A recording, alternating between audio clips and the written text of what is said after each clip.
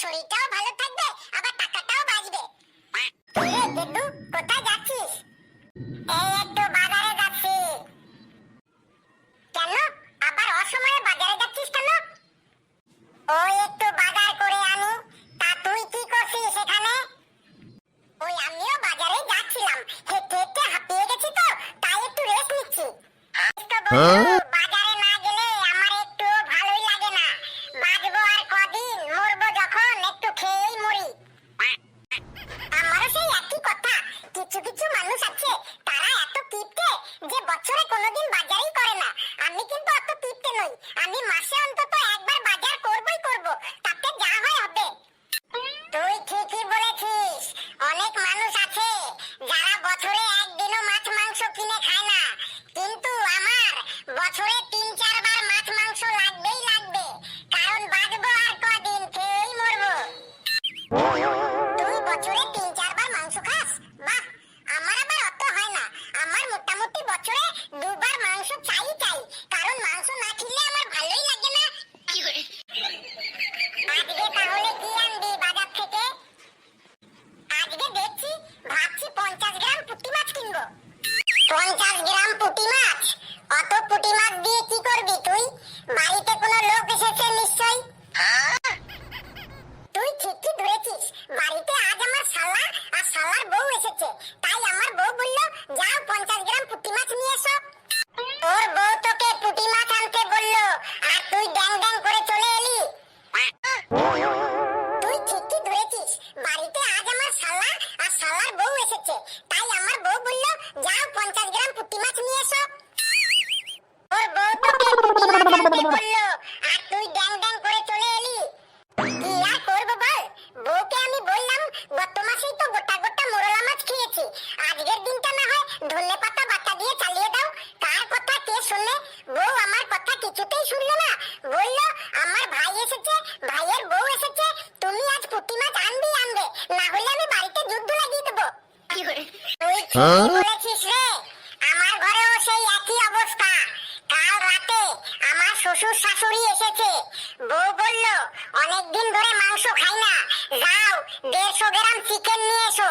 তাই আমি ওই চিকেন নিতে এসেছি। বাবা রে, ১৫০ গ্রাম চিকেন? অত চিকেন দিয়ে কি হবে? আমার বাড়িতে লোকজন তো কম নেই, আমরা ৪ জন, তার উপর আবার শ্বশুর শাশুড়ি এসেছে। ১৫০ গ্রাম চিকেন ১০০ গ্রাম নিলেই তো হতো। প্রথমে ভেবেছিলাম ১০০ গ্রামই নেব, তারপর আবার ভাবলাম রাতের জন্য একটু রেখে দেব।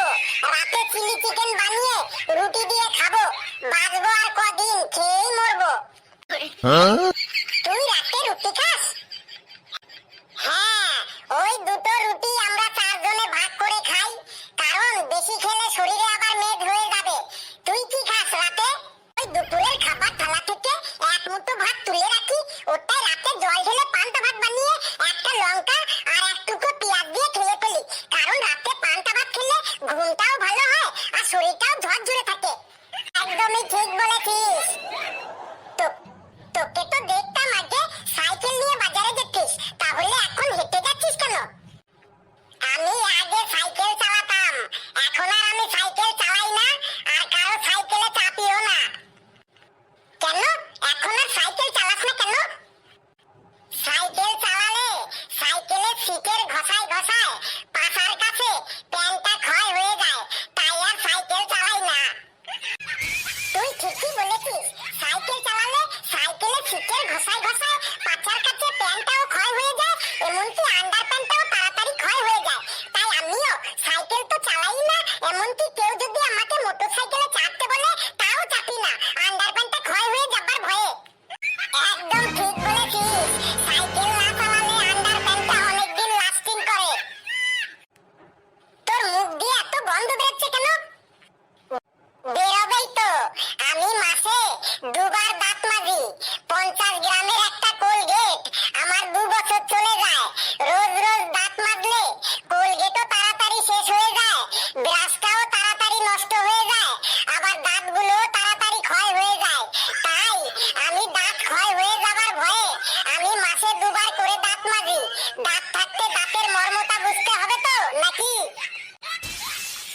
একদম ঠিকই বলেছিস, দাঁত থাকতে দাঁতের মর্মটা বুঝতে হবে তো।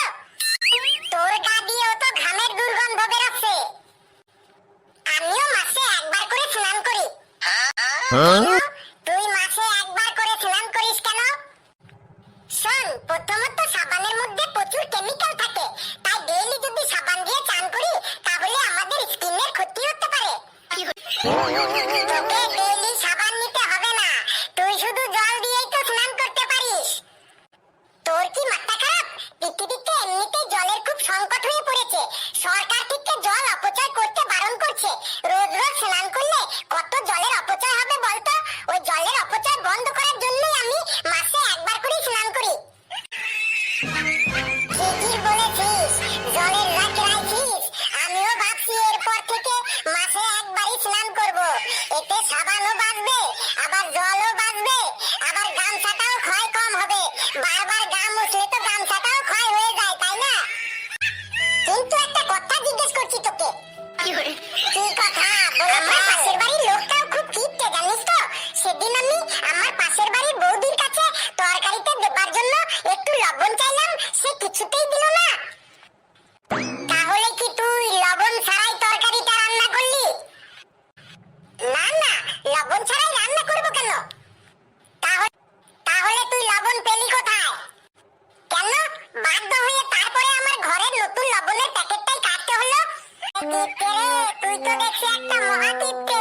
নিজের ঘরে লবণের প্যাকেট থাকতে অন্য বাড়িতে লবণ চাস। তুই তো আমার থেকে বড় কিপটে, চুল কাটার ভয়ে সারা বছর নেড়া হয়ে থাকিস। তুই? আমি কিপটে? হ্যাঁ, তুই কিপটে, তোর 14 গোষ্ঠী কিপটে, তোর পুরো বংশ কিপটে। তবে রে, মুখ সামনে কথা বল, না হলে কিন্তু তোকে এবার মেরে আমি একদম আমের আচার বানিয়ে দেবো। তোকেও আমি মেরে একদম আমের শরবত বানিয়ে দেবো। যা, ভাগ এখান থেকে। তুই ভাগ এখান থেকে।